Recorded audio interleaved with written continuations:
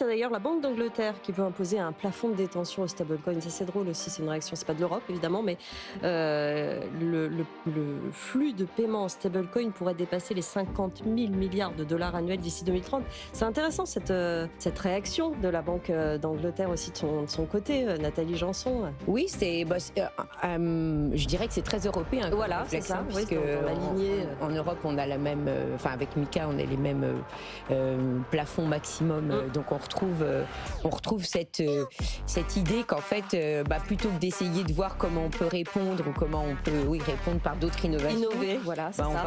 on va mettre un plafond pour voir si ça marche. Voilà, c'est un peu décevant de la Banque d'Angleterre, je trouve. Je m'attendais un peu à mieux, très honnêtement, parce que par ailleurs, elle pouvait avoir des points de vue plutôt intéressants. Mais là, j'avoue que oui, j'étais surprise de la voir très europhile. Ouais, c'est ça, europhile. Mais en tout cas, c'est un dossier absolument passionnant, ces stablecoins en constante évolution. On pourrait en parler tous les jours.